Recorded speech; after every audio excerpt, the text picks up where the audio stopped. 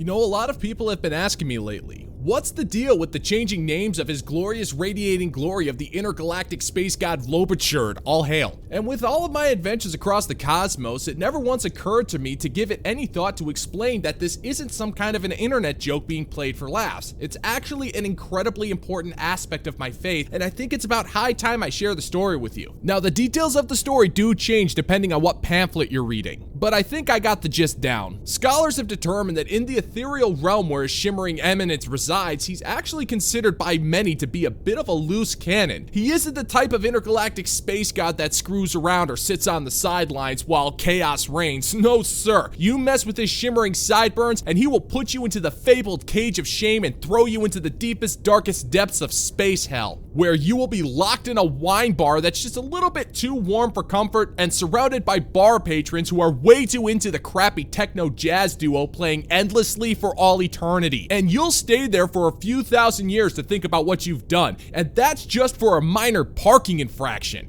Because that's the funny thing about shame. To normal folks, it's a hell of a good motivator. Shame kept a lot of us from doing a lot of stupid stuff that could ruin our lives or the reputation of our families. Because if you did feel ashamed over something you did, that feeling stuck in your gut for a long time. Decades even. It was one hell of a reminder to never commit that kind of behavior ever again. Whether you were caught shoplifting and your mom had to pick you up at the store, or getting caught starting fires at Casey Dunkel's kegger on junior year, you never wanted to experience that feeling ever again, so you modified your behavior. But it now seems that the great motivator of shame has been monopolized by a group of harlots, heathens, and hefty-sized meatbags who consume their body weight in Cheeto dust and Mountain Dew. If you say you don't find fat chicks sexually desirable, you're fat shaming. If you don't think it's appropriate to dress up in a dog costume, attach a leash to your neck, and have someone walk you in public as you crawl around on all fours, you're kink shaming.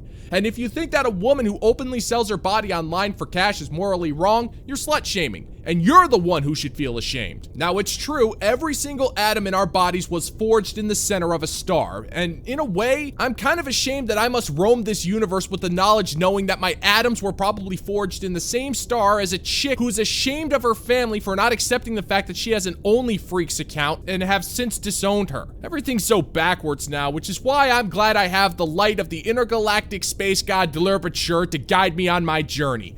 So anyway, it's one of the reasons why I became a certified lieutenant in his church. How could I not want to worship such a badass? But I digress, that's not why we're here today. His story starts where all good stories start, an interdimensional smash and grab bank robbery. Now, contrary to the blasphemous anti-Zoblochord League, his glorious radiance, all hail, was not, in fact, the god who robbed that particular bank. He was at that savings and loan to make a small deposit and to inquire about the warranty on the toaster he received for opening an account earlier that week. It was merely fate that befell that particular savings and loan where a lesser known god, known only as Jorkamir, came in to rob the place. Now, depending on which scholar you ask, he either needed the money for war orphans or space hookers. They're still fighting with knives over that particular detail, but either way, whatever the excuse, it wasn't going to be good enough for his blinding gloriousness. The intergalactic space god Zoblochord, all hail, is a god of swift and efficient justice. So he walked right up to that would-be bank robber. He walked right up to him, he spun that prick right around and grabbed that god's pants by the waist, and he tugged down hard. He tugged those ripped carpenter jeans right down to his ankles, and as he was standing there, his stained boxer briefs on display for the entire bank to witness, the lustrous glowing space god gave him a lesson that he would never forget and gave him an incredibly hard kick to the shin. Jorkamir was so ashamed and embarrassed, he gave himself up to the police right then and there.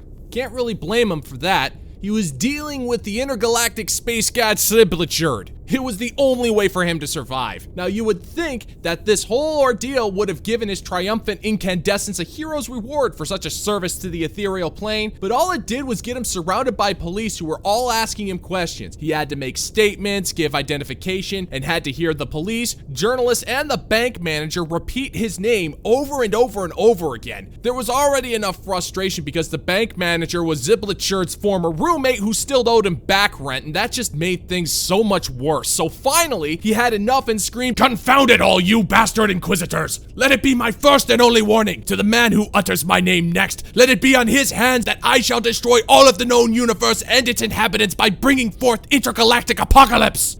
Now, nobody knew if he was bluffing, but considering he once forced a baker to watch 16 consecutive viewings of the Rocky Horror Picture Show for the crime of not offering him a cheese Danish with his afternoon coffee one time, nobody was willing to take that kind of a gamble. Now, it is rumored that one might be able to appease his basking wondrous glory, all hail, by making the pilgrimage to his 2-bedroom condo in the ethereal plane, bringing with him nothing but a dozen yeast-ring sugar donuts, a thermos of piping hot black coffee, and his toaster warranty information. If he is pleased, he will invite you into his modest kitchen where you can chit-chat about various topics, and if he enjoys your conversational skills, he will generously spare your life in the event that he completely obliterates the universe without mercy. But if you bore him, he will make it his business to steal your socks and underwear in retribution, and to be honest, that is a hefty price to pay for even the most rich of men. So in short, we're all just kind of randomly guessing his name and hoping that we're wrong. Because I don't know about you, but I will not be known as the jerk who brought forth intergalactic space Armageddon.